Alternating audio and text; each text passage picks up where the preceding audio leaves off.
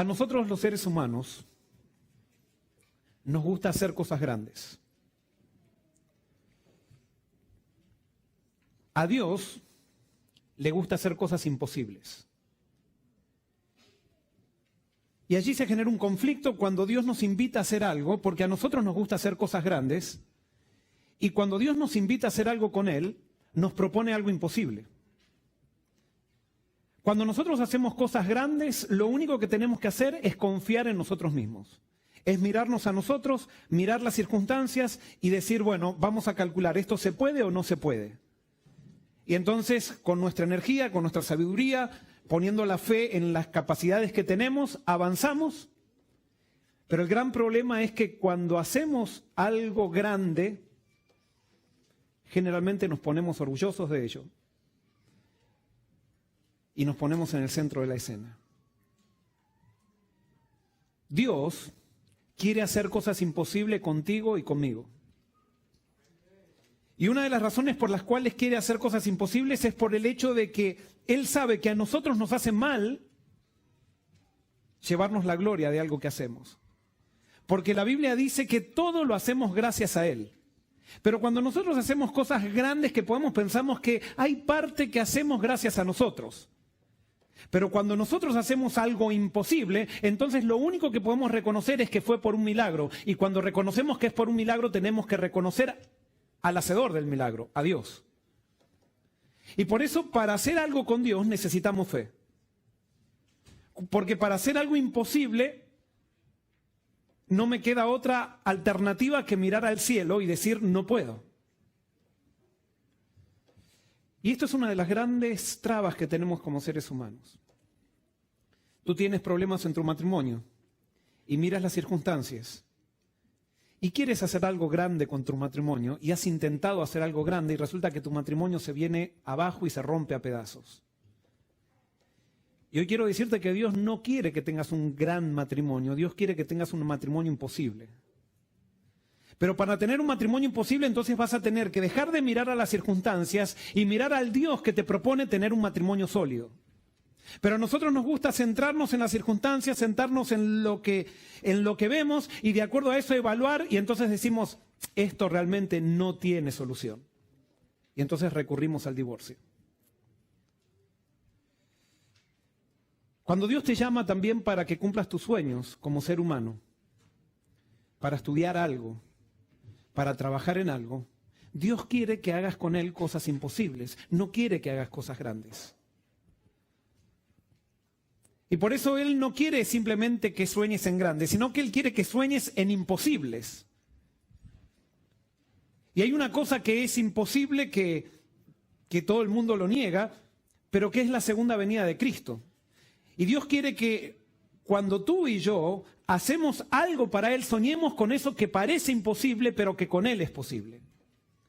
Dios es un Dios que le gusta hacer milagros, pero como nosotros queremos hacer cosas grandes y no cosas imposibles, entonces no le damos lugar para Él para que haga los milagros.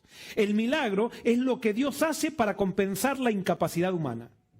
El milagro es lo que Dios quiere hacer para compensar tus imposibilidades.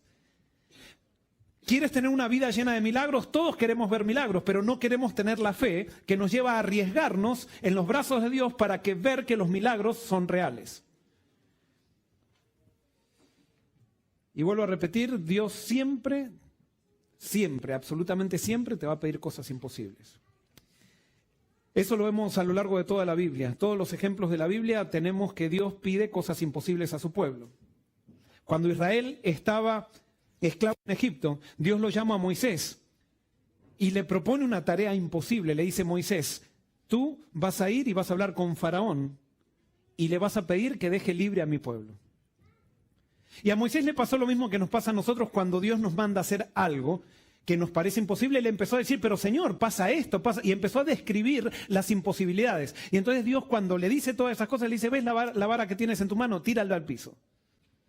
Y él la tira al piso y la vara se convierte en serpiente. Dios hace algo que Moisés no podía hacer. Con eso ese era el milagro. El milagro le mostraba a Moisés que Dios suple la incapacidad humana. Eso le dio confianza a Moisés para ir, pero antes de eso le dice, yo quiero quiero saber tu nombre, le dice Moisés a Dios. Y Dios le dice, ¿sabes qué? Yo soy el que soy. Y cuando Dios dice, yo soy el que soy, te está diciendo, yo soy todo, yo soy el que todo lo puedo, yo soy el que no tiene ninguna imposibilidad. Conmigo tú puedes llegar a ser todopoderoso. ¿Estás dispuesto a creer eso? Moisés le costó, pero al final se arriesgó. Dio el paso de fe y fue a Egipto. Y le propuso a los ancianos de Israel lo que Dios le proponía. Ellos dudaban, no creían porque veían las circunstancias y decían, esto no se puede. Moisés le hizo los milagros que Dios le había dicho que haga. Y entonces los ancianos de Israel creyeron, pero después cuando él va a Faraón, resulta que Faraón se enoja con todo lo que Moisés venía a proponer y le pone más carga a los ancianos de Israel y al pueblo de Israel. Y entonces el pueblo de Israel, al ver las circunstancias, se desanima y dice, esto es imposible, has venido a traer más problemas dentro de esta comunidad. Estábamos tranquilos siendo esclavos y ahora cuando tú vienes, resulta que tenemos más trabajo. Moisés ante cada situación iba al Dios que le había dado la orden y Dios le dice, yo los sacaré con mano poderosa. Claro, Dios no le decía cómo los iba a sacar.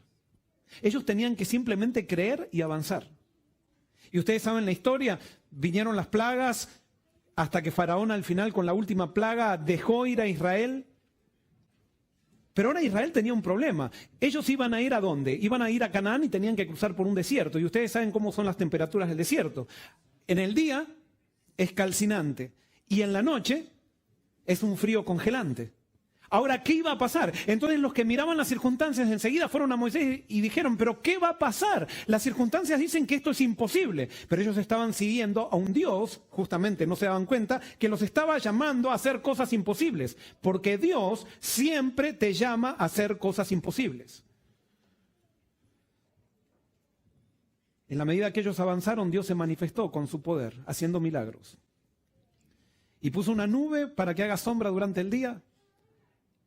Y esa nube se transformaba en fuego en la noche para darles calor. Pero resulta que los lleva a un camino. Todos pensaban que iban a ir por un camino, pero Dios los estaba llevando por el camino que parecía el menos lógico. Iban directo al Mar Rojo. En eso se empiezan a dar cuenta, le llegan noticias que Faraón se había arrepentido de haberlos dejado ir y Faraón viene con todo su ejército a matarlos. Y ellos comienzan a desesperarse, miran las circunstancias y ahora le dicen a Moisés, Moisés, ¿hacia dónde vamos? Y Moisés, ¿saben qué? Él sabía que iban a Canaán, pero no sabía por qué Dios los estaba llevando frente al mar. Porque Dios cuando te llama no te cuenta cómo va a ser el camino, Él simplemente te dice, sígueme. El gran problema que tenemos nosotros es que queremos que Dios nos diga cada paso del camino y hasta que no sabemos todo el camino, entonces no queremos avanzar. Eso no es fe. Y así nunca vamos a poder llegar a hacer las obras de Dios. Así solamente haremos obras humanas que lo único que harán es hacernos sentir orgullosos de nosotros mismos, pero nos harán tener una gran insatisfacción con respecto a la vida. Porque lo único que llena en esta vida es entrar en la obra de Dios. Es dejar que la obra de Dios se manifieste en nosotros. Y allí entonces Moisés clama a Dios y le dice, Señor, nos trajiste a un camino imposible. Y Dios le dice, mira, Moisés, simplemente cree en mí y avanza. Avanza. ¿Ves la vara que tienes en tu mano? Toca el mar y verás lo que pasará. Ustedes saben la historia, Moisés toca, se abre un mar, se abre un camino en un mar que parecía imposible cruzar. Imagínense si se hubieran puesto los de Israel, se hubieran propuesto hacer cosas grandes. Tendrían que haber construido barcos, podrían haberlo hecho, tendrían que haber construido un montón de balsas para que pase 1 millón de personas. ¿Lo podrían haber hecho? Sí, lo podrían haber hecho, pero eso no era lo que, hubieran estado 1 año, quizás ya lo hubieran matado los egipcios y todo lo demás, ¿no?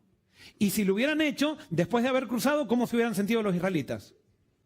La hazaña que nosotros hicimos. ¿Quién les hubiera ayudado a hacer las balsas? Dios, de todas maneras. Pero lo que pasa es que cuando nosotros hacemos cosas que nos parece que podemos, que está de acuerdo a los cálculos, entonces nos damos la gloria a nosotros. Eso es una enfermedad que tenemos. Y por eso Dios dice que Él quiere que con Él hagamos cosas imposibles. Otro ejemplo, Gedeón. Gedeón era parte del pueblo de Israel que se había ido a la idolatría y el pueblo de Israel estaba dominado por los madianitas. Y resulta que los madianitas tenían una estrategia. Ellos dejaban que los israelitas crezcan sus cereales, crezcan sus ganados. Y cuando ellos veían que los cereales estaban para la cosecha, venían y arrasaban con todo. Cuando veían que las vacas ya estaban gorditas, venían y se llevaban todas las vacas y se las comían todas. Cuando veían que las gallinas ya estaban dando huevos y eso, venían y se llevaban todas las gallinas. Y así los del pueblo de Israel vivían amedrentados por los madianitas. Pero había una persona que pensaba que eso podía cambiar. Y que no estaba conforme con la idolatría del pueblo. Esa persona era Gedeón. Y Gedeón un día fue llamado por Dios y Dios le dijo: Gedeón, yo voy a salvar al pueblo a través de tu mano. Y Gedeón se puso contento, pero él no sabía la estrategia que Dios tenía. Y en esa circunstancia nos encontramos a Gedeón, y los invito a abrir las Biblias en Jueces, capítulo 7.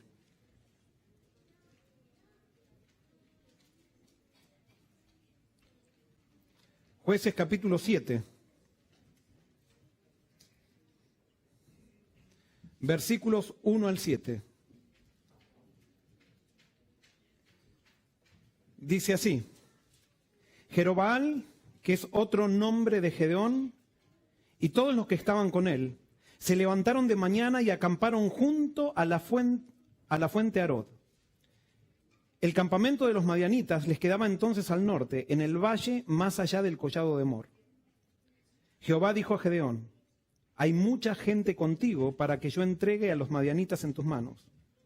Pues Israel puede jactarse contra mí diciendo: mi mano me ha salvado. Ahora pues, haz pregonar esto a oídos del pueblo.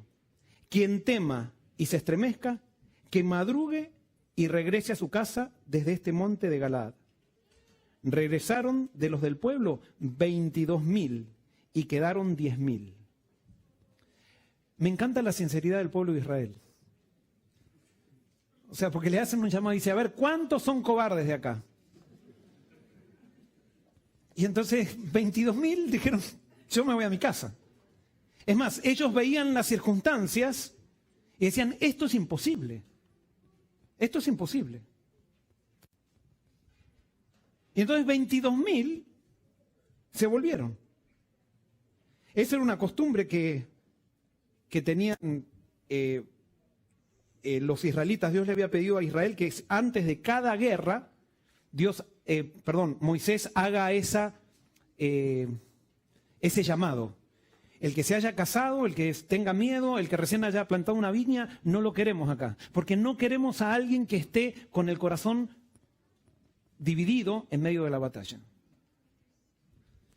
Y Dios dice: es más, como son tantos, si hay una victoria que se las voy a dar, aunque van a pelear con mi poder, ¿qué van a hacer los israelitas? Todos se van a jactar y van a decir que fue por nosotros, porque teníamos un gran ejército, porque hicimos una estrategia. Entonces Dios dice: no, yo no necesito tantos, yo necesito hacer algo imposible para que ustedes no se pongan orgullosos. Entonces, ahora Gedeón quedó medio, se fueron 22,000, le quedaron 10,000 y dice: ahora vamos a ir a la guerra. Y resulta que ahora se encuentra con Dios, con otra cosa que le hace a Dios que parece ridícula. Versículo 4 dice: y Jehová dijo de nuevo a Gedeón: aún son demasiados. Llévalos a beber agua y allí los pondré a prueba. Del que yo te diga: vaya este contigo, irá contigo. Pero de cualquiera que yo te diga que este no vaya contigo, el tal no irá. Entonces Gedeón llevó al pueblo a las aguas y Jehová le dijo: a cualquiera que lama las aguas con la lengua como lo hace el perro, lo pondrás aparte. Y lo mismo harás con cualquiera que doble sus rodillas para beber. El número de los que lamieron llevándose el agua a la boca con la mano fue de 300 hombres. El resto del pueblo dobló sus rodillas para beber las aguas. Entonces Jehová dijo a Gedeón: con estos 300 hombres que lamieron el agua os salvaré y entregaré a los madianitas en tus manos. Váyase toda la demás gente, cada uno a su lugar. Si ustedes fueran Gedeón, ¿cómo se hubieran sentido? 300 hombres, que nos dice la Biblia que los madianitas parecían como langostas o como arena de la mar que estaban acampados. 300 hombres contra todo ese ejército. Dios le estaba proponiendo a Gedeón algo como siempre nos propone, algo imposible. Dios se caracteriza por las cosas imposibles. Y nosotros debemos creer eso. Y fíjense lo que dice esta cita de Elena de White, dice, en la instrucción que el Señor dio a Gedeón cuando estaba por luchar contra los madianitas, que saliera contra sus enemigos con un ejército de 300, que tocaran trompetas y llevaran cántaros vacíos en las manos y gritaran, la espada de Jehová y de Gedeón. Esos hombres meticulosos, metódicos y apegados a la forma no podrían haber visto más que inconsistencia y confusión. Podrían haber retrocedido con protestas decididas y ofreciendo resistencia, podrían haber argumentado extensamente para mostrar la inconsecuencia y los peligros de combatir en una forma tan riesgosa y con juicio limitado, haber calificado toda esa estrategia como completamente ridícula e irrazonable. Cuán carentes de ciencia, cuán inconsecuentes podrían haber pensado que eran las maniobras de Josué y de su ejército en la toma de Jericó. En otras palabras, si estos 300 no hubieran creído en la estrategia de Dios, que lo único que podían llevar era cántaros y trompetas y una antorcha, ellos se hubieran olvidado de lo que Dios hizo con Josué. Pero como ellos sabían que Dios con Josué había hecho cosas imposibles, ahora ellos también creyeron que Dios estaba haciendo cosas imposibles con ellos. Es más, la estrategia dice, para la gente lógica, mirar la estrategia que Dios proponía era algo que no tenía sentido, no era de acuerdo a cómo se hacían las guerras. Sin embargo, Dios estaba haciendo todo eso para probar al pueblo y para que esta empresa sea una empresa totalmente de fe. Nosotros muchas veces queremos meter a Dios y queremos meter al ser humano, pero es como que no nos arriesgamos a lanzarnos totalmente a las cosas que Dios nos llama. Y de acuerdo a las circunstancias que parecen imposibles. Pero Dios quiere que así sean las cosas cuando Él está dirigiendo. Y por eso cada uno de nosotros tiene que decidir si quiere tener una vida con Dios o quiere tener una vida con la religiosidad. Si tú quieres tener una vida con Dios, entonces vas a ir de milagro en milagro. Pero muchas veces se te va a hacer un nudo en el estómago porque vas a decir, ¿y esto cómo lo va a hacer Dios? Pero Dios te va a sorprender en cada paso del camino y tu fe cada vez se va a ir agrandando más y cada vez vas a ser más estable y vas a poder dormir en una barca en medio de una tormenta cuando parece que se hunde, cuando todos los demás están desesperados. Porque has aprendido a poner tu fe en Él y no en ti mismo. No en lo que tú puedes, sino en lo que Él puede.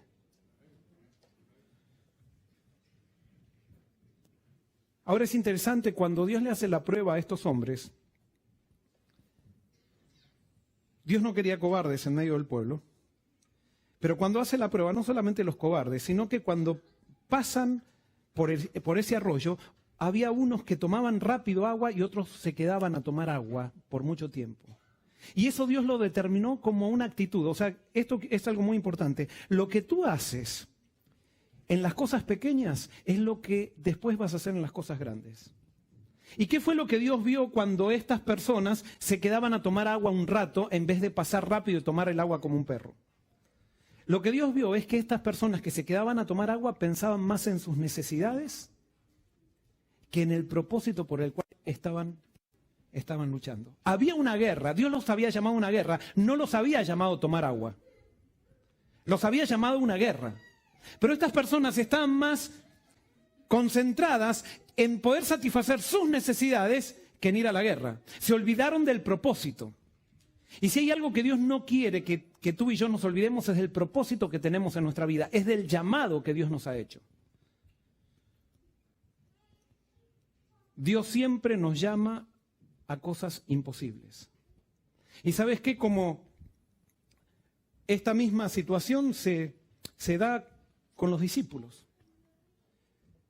¿Quién podría pensar que 11 pobres pescadores, sin ningún tipo de educación, iban a revolucionar el Imperio Romano?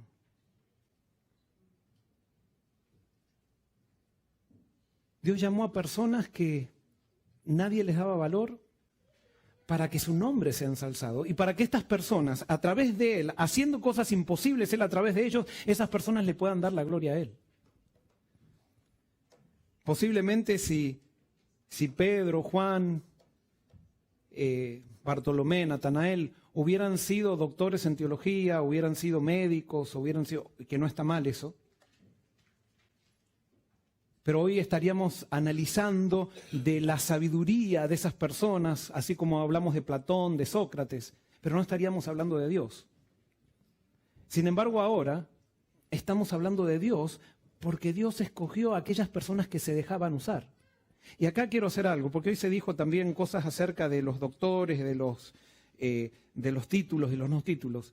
¿Sabes qué? Dios no tiene nada en contra de la preparación. Dios no tiene nada en contra de los títulos. Dios tiene algo en contra del orgullo. Y una persona sin títulos puede ser tan orgullosa como una persona que los tiene. Una persona sin dinero puede ser tan orgullosa como una persona que tiene dinero. Porque el orgullo no pasa por tener o no tener, por hacer o lograr o no lograr, sino que el orgullo pasa por a quién pongo en el centro de mi vida. ¿Soy yo o es Dios? Y hay personas muy pobres que son orgullosas y hay personas muy ricas que son humildes. Hay personas también muy preparadas que son humildes y personas que no tienen ninguna preparación que son orgullosas. Y hay personas pobres que son humildes y hay ricos que son orgullosos. Y hay estudiados que son orgullosos y hay gente no estudiada que son muy humildes y muy sabios. Por eso no tiene que ver con si tienes o no tienes, si hiciste o no hiciste, sino que tiene que ver con quién eres. Pero a nosotros nos gusta reducir las cosas a las cosas de afuera, pero Dios juzga el corazón. Y es por eso que Él eligió a estos pescadores. Y fíjense lo que dice 1 Corintios 1, 26 al 31. 1 Corintios 1, 26 al 31. 1 Corintios, Pablo hablando de esto.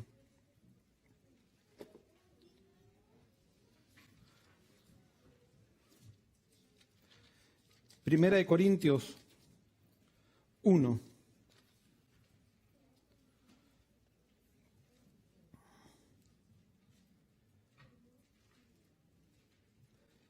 (26 al 31) dice lo siguiente: considerad pues, hermanos, vuestra vocación, y ved que no hay muchos sabios según la carne, ni muchos poderosos, ni muchos nobles, sino que lo necio del mundo escogió Dios para avergonzar a los sabios. Y lo débil del mundo escogió Dios para avergonzar a lo fuerte. Y lo vil del mundo y lo menospreciado escogió Dios, y lo que no es, para deshacer lo que es, a fin de que nadie se jacte en su presencia. Pero por Él estáis vosotros en Cristo Jesús, el cual nos ha sido hecho por Dios sabiduría, justificación, santificación y redención, para que, como está escrito, el que se gloría, gloríese en el Señor. O sea, Dios escogió lo necio del mundo para hacer grandes cosas. Dios escogió lo necio para hacer lo imposible. Y por eso el cristianismo revolucionó al Imperio Romano sin ningún tipo de arma, lo hizo tambalear. Porque estuvieron dispuestos a avanzar por fe en un gran objetivo que Dios les puso. Es ir y hacer discípulos y bautizar a gente de todas las naciones. Y ellos creyeron eso y no analizaron las imposibilidades, sino que avanzaron de acuerdo al mandato de Dios. Y en la medida que iban avanzando, Dios les iba abriendo el camino. Y es por eso que Dios también a nosotros nos va a abrir el camino. Y ahora sí, ahora quiero hablar, hermanos, hoy es un día especial porque quiero hablar a la iglesia. Mañana yo voy a pedir a la Junta de Iglesia que cada líder de esta iglesia traiga su compromiso para el proyecto en el cual estamos embarcados. Alguien puede confundirse y puede pensar que el proyecto de su casa es un proyecto de construcción. No es un proyecto de construcción, es un proyecto de misión. Estamos queriendo cumplir el mandato del Señor. Pero el hecho de tener una iglesia chica no nos permite corporativamente hacer la misión que Dios nos está encargando. No nos permite ampliar nuestra misión como Dios quiere. Y nosotros sabemos, estamos incómodos, no podemos servir, no podemos hacer trabajo comunitario, o sea, en el sentido de poner las facilidades para el bien comunitario, no podemos dar comida a los que lo necesitan, y especialmente los estudiantes que necesitan cada sábado su comida. No podemos hacer eso. Y es por el hecho de que no tenemos un lugar apropiado para eso. Cada vez tenemos menos lugares y estamos incómodos. Hay personas que quieren venir aquí y no pueden venir, se tienen que ir a otra iglesia porque no encuentran lugar. Dios nos está llamando a construir. Y nos está llamando a construir algo que tiene que estar determinado por nuestra misión. El diseño de nuestra iglesia no puede estar determinado por lo que podemos, sino por lo que Dios quiere y cuál es la misión que Dios nos ha dado. Y por eso nosotros tenemos que determinar la iglesia de acuerdo a cómo proyectarnos hacia el futuro y no de acuerdo a nuestro presente, porque si no lo que haríamos sería hacer una iglesia para nosotros. Y nosotros tenemos que hacer una iglesia para la misión que tenemos. Ahora, cuando entonces hacemos una iglesia para la misión que tenemos, resulta que, como Dios siempre, si Dios nos ha dado la misión, ¿cómo va a ser la misión? Es imposible, porque Dios nunca te hace algo posible, te llama para hacer algo que grande, sino algo imposible. Entonces, como es imposible la misión, entonces el templo que nosotros vamos a construir también va a ser imposible. Pero Dios dice, mira, yo quiero decirte que yo me voy a encargar. Tú lo que tienes que hacer es dar el paso, tú tienes que avanzar, pero yo me voy a encargar, tú vas a ver los milagros. Pero nosotros muchas veces queremos que Dios nos muestre, a ver cómo vamos a hacer esta etapa, cómo vamos a hacer la otra, cómo vamos a hacer la otra. Y esto sí, ahora yo tengo que hacer un poquito de historia. Cuando yo llegué aquí, la primera asamblea que hicimos, esa asamblea dijimos, vamos a orar a Dios y vamos a ver si Dios nos da el permiso para construir aquí, vamos a construir aquí. Y si construimos aquí, vamos a construir de acuerdo a la misión que nosotros tenemos. Yo no sé cuántos recuerdan esa asamblea. Oramos por eso. Pero era prácticamente imposible que la universidad nos diera el permiso para construir aquí. Es más, en esas semanas me encontré con alguien del staff aquí de Southern y entonces le comenté que estábamos haciendo planes, orando para que Dios nos permita construir una iglesia. Y me dijo, ¿una iglesia? Y me dijo así, ¿sabes, Joel, hace cuánto que se está pidiendo por construir una iglesia acá y que no dan permiso? Nunca les van a dar permiso. Y me lo dijo así como diciendo, como riendo así, Qué inocente que sos. ¿Vos pensás que te van a dar permiso? Nunca te van a dar permiso. Bueno, para la gloria de Dios, hoy tenemos el permiso. Y si ustedes ya les contamos cómo fue el proceso, o sea, cuando nos dieron el permiso, no tuvo que hablar nadie de nosotros. O sea, porque, por ejemplo, si yo justamente estaba de viaje y entonces la junta donde se tenía que aprobar eso, me llama el vicepresidente de SAR y me dice, Joel, ¿es necesario que estés aquí para la Junta? Y le digo, no, yo justamente me habían invitado a España. Le digo, voy a estar en un congreso de jóvenes en España. Y me dice, ¿qué vamos a hacer? Y bueno, no sé, o sea, habrá que esperar a la próxima Junta. Entonces le digo, está bien, dice él, vamos a esperar hasta la próxima Junta. Entonces llega la Junta, cuando yo estaba en España, y entonces dice, estaba el punto de agenda y dice, ¿y dónde está el pastor Barrios para que presente el proyecto? Y entonces yo no estaba. Entonces este vicepresidente dijo, él está en un viaje en España. Y entonces dice, no está. Bueno, ¿y quién va a presentar este proyecto? Entonces el presidente Beach dijo, yo lo voy a presentar. Y él mismo presentó el proyecto. Y así se aprobó. Si yo hubiera ido a presentar el proyecto, ¿qué hubiera pensado la gente y qué hubiera pensado Joel Barrios? Qué bien, es que desarrollé mi inglés un poquito mejor y ahora entonces pude convencer a la gente y todo lo demás. No. Y Dios permitió posiblemente que no esté porque si no, algo, por supuesto, hubo mucha gente que habló también y todo eso, se hicieron reuniones y todo eso, pero Dios quiere que entendamos que todo lo que se hace es gracias a Él. Es gracias a Él. Y Dios nos dio lo que era imposible. Por lo tanto, ahora, teniendo eso, nosotros tenemos que proyectarnos a lo que viene y ya tenemos el plano más o menos, ¿cómo se diría lo que tenemos? El bosquejo. No es la maqueta, pero sería ¿cómo? Muy bien, el esquemático, lo tenemos. Y sí, y posiblemente sea algo imposible. Posiblemente sea algo imposible. O sea, va a ser algo imposible, ya lo sabemos. Pero si Dios nos dio la orden, con Él vamos a avanzar. No le vamos a pedir a Él que nos diga cómo va a terminar la cosa, sino que simplemente vamos a avanzar. Y vamos a avanzar y vamos a ir en la dirección que Él nos vaya mostrando. Porque Dios cuando nos llama, no nos llama a hacer cosas grandes, nos llama a hacer cosas imposibles.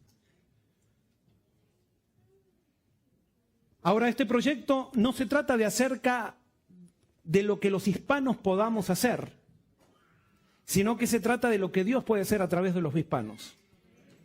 No es para demostrarle al mundo lo que nosotros podemos hacer, sino es para demostrarle al mundo lo que Dios puede hacer a través de nosotros. Y esto va a tener que ser, como es algo imposible, va a tener que ser un monumento solamente a Él. Y cuando llegue el día de la inauguración, que veamos por la fe, entonces vamos a reunirnos a cantar y a alabar a Dios y a decir, Señor, gracias, gracias por los milagros.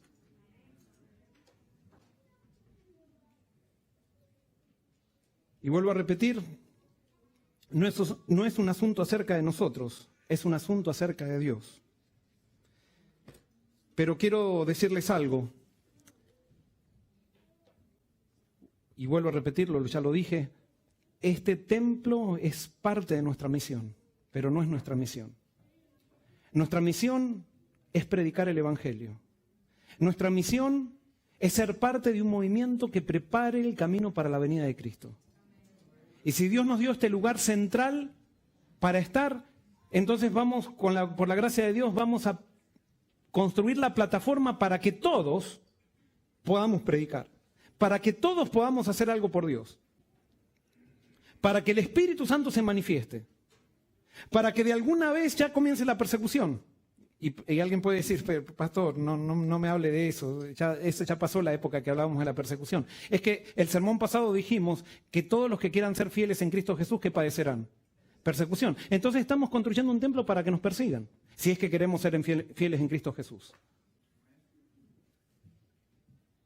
Y ese templo se va a demoler con la segunda venida de Cristo. Pero ese templo lo estamos construyendo, lo vamos a construir por la gracia de Dios para acelerar la segunda venida de Cristo. Necesitamos un templo de 700 personas porque hay 600 alumnos hispanos aquí en la Universidad de Southern. Y uno de nuestros objetivos por estar aquí, nuestra misión, es poder ministrar a estos alumnos. No solamente ministrarlos, sino que ellos nos ministren a nosotros, porque somos conscientes de los que están aquí, que ya son miembros de nuestra iglesia, que nos hemos sentido muy beneficiados de estar con ellos. El sábado pasado estuve en la iglesia de Connecticut. Y en esa iglesia la invitación que me hicieron fue gracias a que hay aquí algunos hijos que vienen de Connecticut y vieron mi nombre y me invitaron. Lo interesante es que fui a hablar de hogar y matrimonio, pero pasé en nuestro videíto de promoción y conté de la misión que nosotros tenemos. Y al contar de la misión que nosotros tenemos, a la salida se acercaron dos personas que no son padres que tienen hijos acá, sino que se sintieron convencidos de que esta era una misión necesaria y me entregaron 2 sobres. El primer sobre lo abrí en el primer turno. El segundo sobre lo voy a abrir ahora. No sé cuánto habrá. Pero yo dije que a Dios no le interesa la cantidad, le interesa la disposición. Y esas personas que posiblemente podrían haberse guardado ese dinero para ellos porque no tienen absolutamente nada que ver con nosotros, en el sentido humano, pero ellos se sintieron unidos a nosotros en la misión. Y sintieron que nosotros estábamos haciendo aquí una misión importante. Y entonces ellos, a pesar de que no están con nosotros, posiblemente ahora están por internet, se acercaron y me dieron este sobre, y yo les dije, la verdad que me emocionó, porque no lo esperaba. Y les dije que yo lo iba a abrir el sábado que viene en la iglesia frente a todos. No sé cuánto habrá. Y no importa cuánto sea. Lo hermoso es la disposición. $20. $20 que esa dama o esa hermana de iglesia podría haberlo gastado con sus hijos ese sábado de noche en un McDonald's. O se podría haber comprado la carterita barata que quería comprarse y que hace mucho no se podía comprar. Pero ella decidió darlo para una misión, ella estando en Connecticut. Yo, ¿saben qué? Esto lo tomé como una señal de Dios. Así como Gedeón cuando fue y Dios le dijo, baja al campamento de los madianitas y vio, en el campamento de los madianitas escuchó un sueño que alguien le contaba a otro. Yo sentí que Dios me decía, Joel, así va a haber muchos. Y se los quiero compartir a ustedes porque esta no es mi obra, es la obra de todos ustedes, es la obra de Dios, que nos está diciendo, avancen. Ahora, esto es una empresa de fe. Y por eso si Dios le está poniendo fe a personas que simplemente escucharon un sermón quizás y escucharon algún estudiante que allí contó testimonio de que aquí está viviendo una buena experiencia y decidió dar, y Dios nos lo estaba llamando a ellos, ¿qué vamos a hacer nosotros? Y por eso yo a la Junta le estoy pidiendo que mañana cada uno traiga su compromiso. Pero a la iglesia le estoy pidiendo que en 2 semanas cada uno traiga su compromiso. No quiere decir que tiene que traer su dinero, pero puede decir, yo quiero dar tanto. Esto es lo que yo puedo dar. Y en 2 semanas vamos a tener más o menos saber cuánto está comprometida la iglesia. Lo lindo, hermanos, que esto no termina acá. Cuando esto lo prediqué en el primer turno, antes de subir aquí, hubo una visita aquella a la iglesia, que no voy a decir quién es porque no la voy a exponer, no me dijo que eso haga, pero se acercó y me dijo, pastor, esto se lo entrego, y entonces me da un sobre de diezmo. Le digo, ¿qué es esto? Me dice, esto es, no sabía cómo nombrarlo, me dice, Procasa.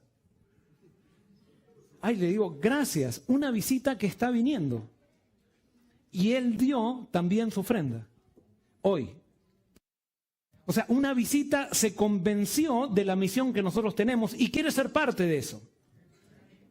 Y por supuesto, no me gusta llamarlo visitas, es ya un amigo, es un hermano de iglesia que ya con esto está dando un paso de decir, yo pertenezco, y nosotros, por supuesto, lo hacemos parte de nuestra familia. Es algo imposible esto, pero con Dios va a ser posible. Quiero leerles antes de eso quiero hacer un repaso del proyecto Su Casa. El proyecto Su Casa puede ser visto en 3 facetas. Uno es hacer el proyecto limitado a lo que nosotros podemos. Esa es una alternativa. Decir, a ver, ¿qué podemos hacer nosotros? Bueno, vamos a agrandear un poquito la iglesia, eso es lo que podemos hacer, no tengamos mucho problema o algo por el estilo, eso es lo que podemos hacer. Eso es una alternativa. La otra alternativa es hacer el proyecto de acuerdo a lo que Dios puede y nosotros hacer algo. Para mí es la actitud más tibia. O sea, creemos que Dios puede hacer. Pero entonces cuando nos piden hacer algo decimos, yo no voy a ser el único tonto, o la única tonta. Vamos a ver qué hacen todos los demás. Y si los demás hacen, yo también hago. O sea, no es un llamado individual, sino que es un llamado que me siento si los demás. Y si los demás no, yo no lo hago. Para mí es un approach o un abordaje tibio al proyecto, si es que estamos convencidos que Dios nos está llamando. Este es el abordaje institucional, decir, bueno, lo hago para no quedar mal. Y después está la otra alternativa, hacer un proyecto de acuerdo a lo que Dios puede y nosotros hacer todo lo que podemos. Yo creo que eso es lo que Dios nos llama a hacer. Y Dios, si nosotros hacemos todo lo que podemos, simplemente estamos demostrando nuestra fe y Dios se va a comprometer a hacer todo aquello que nosotros no podemos. Y por supuesto, lo que no podamos posiblemente sea, no es que posible, o sea, va a ser algo imposible, pero tenemos un Dios que le encanta hacer milagros. Tenemos un Dios que quiere recibir la gloria, no porque le hace bien a Él, sino porque nos hace bien a nosotros. Cuando nosotros nos damos la gloria a nosotros mismos, lo único que hacemos es quedar más vacíos de la vida y más vacíos de Dios. Y tan llenos de nosotros mismos que nos trae una insatisfacción que se manifiesta con todos los que nos rodean. Estas son las 3 alternativas. Y mi propuesta como pastor es que nosotros es hacer un proyecto de acuerdo a lo que Dios puede y nosotros hacer todo lo que podemos. Dios nos manda a hacer cosas imposibles. Sin embargo, para que eso suceda, nos pide que con Él hagamos todo lo que podemos. Él luego hará el resto. ¿Estamos de acuerdo, hermanos? Conclusión. El camino no va a ser fácil. Ni ha sido fácil, ni lo será. Pero quiero leer esta cita de Elena de White, que también estaba en el comentario que ella hacía con respecto a los soldados de Gedeón. Dice, en el verdadero carácter cristiano resaltan la unidad de propósito, una determinación indominable que rehúsa rendirse a las influencias mundanas, que no se conforma con nada que sea menor que la norma bíblica.